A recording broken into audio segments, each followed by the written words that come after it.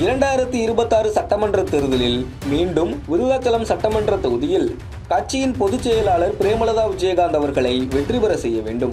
கூட்டணியோ தனித்தோ வெற்றி பெற செய்வதற்கான எல்லா தகுதியும் விருதாச்சலம் சட்டமன்ற தொகுதி மக்களுக்கு உண்டு என தேமுதிக இளைஞரணி செயலாளர் விஜயபிரபாகரன் பேசியிருப்பது தமிழக அரசியல் களத்தில் பேசுபொருளாகியுள்ளது.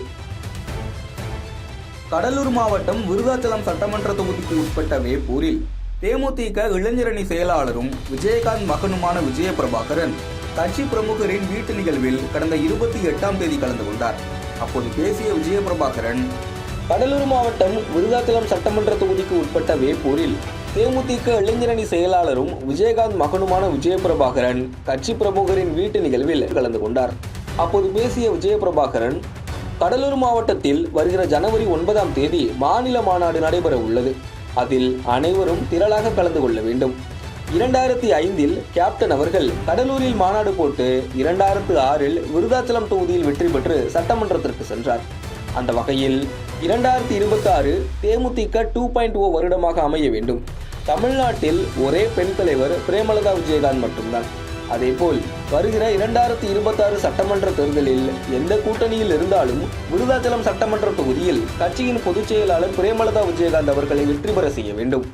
அதற்கு எல்லா தகுதியும் விருதாச்சலம் சட்டமன்ற தொகுதி மக்களுக்கு உண்டு. அதேபோல் இந்த மாவட்டத்தைச் சேர்ந்த சிவக்கொழுந்து, மண்டல பொறுப்பாளர் பார்த்தசாரதி அனைவரும் வெற்றி பெற்று கோட்டைக்கு செல்ல வேண்டும்.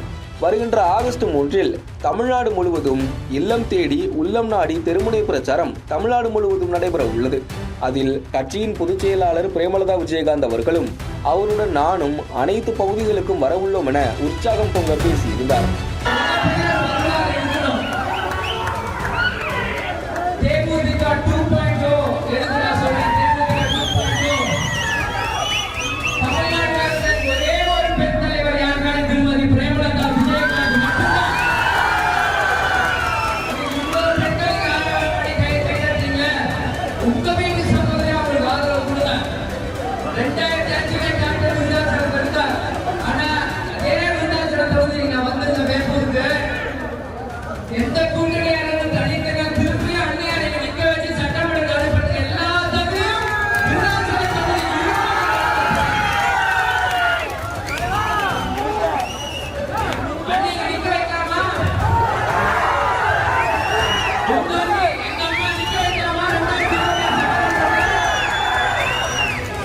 விஜயபிரபாகரன் கூறியதைப் போல 2006 சட்டமன்ற தேர்தலில் விருதாச்சலம் தொகுதியில் எந்த கூட்டணியிலும் இல்லாமல் தனித்து போட்டியிட்ட போதே விஜயகாந்த் வெற்றி பெற்றார்.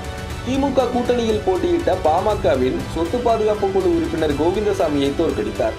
234 தொகுதிகள் இருந்த போதும் விஜயகாந்த் திரைப்படம் வெளியானால் தமிழ்நாட்டில் எந்த தொகுதியில் கலெக்ஷன் அதிகமாக இருக்கிறது என பார்த்து அப்படித்தான் விருதாச்சலம் தொகுதியை டிக்கெடுத்திருக்கிறது தேமுதிக. அந்த அளவுக்கு விருதாச்சலத்தில் விஜயகாந்துக்கு ரசிகர்கள் அதிகம்.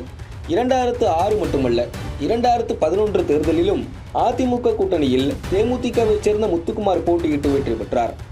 2021 தேர்தலில் அமமுக கூட்டணியில் தேமுதிக சார்பில் இதே தொகுதியில் பிரேமலதா விஜயகாந்த் போட்டியிட்ட போதும் கிட்டத்தட்ட 26,000 வாக்குகள் பெற்றார். அந்த பகுதியில் அமமுகவுக்கு செல்வாக்கு பெரிதாக இல்லை என்பதையும் நாம் கவனிக்க வேண்டும். எனில் அதிமுக அல்லது திமுக கூட்டணியில் இணைந்து போட்டியிட்டால் பிரேமலதாவுக்கான வெற்றிக்கான வாய்ப்பு என்பது மிகவும் அதிகம்தான். அதேவேளை அதிமுக கூட்டணியை எடுத்துக்கொண்டால் பாமகவும் இணையும் பட்சத்தில் அவர்களும் இந்த தொகுதியை கேட்பார்கள். கடந்த 2021 தேர்தலில் வெறும் 862 வாக்குகளில் வெற்றி வாய்ப்பை இழந்திருக்கிறது பாமக. 2016 தேர்தலில் தனித்து நின்ற போதே கிட்டத்தட்ட 30,000 வாக்குகளை பெற்றிருக்கிறது. மறுபுறம் காங்கிரசும் இந்த தொகுதியை குறிவைக்கும். ஒருவேளை தோழமை கட்சிகளை தாண்டி கூட்டணியில் தேமுதிக இந்த தொகுதியை பெற்றுவிட்டால் வெற்றிக்கான வாய்ப்புகள் அதிகம் என்பதே அரசியல் பார்வையாளர்களின் கருத்தாக இருக்கிறது.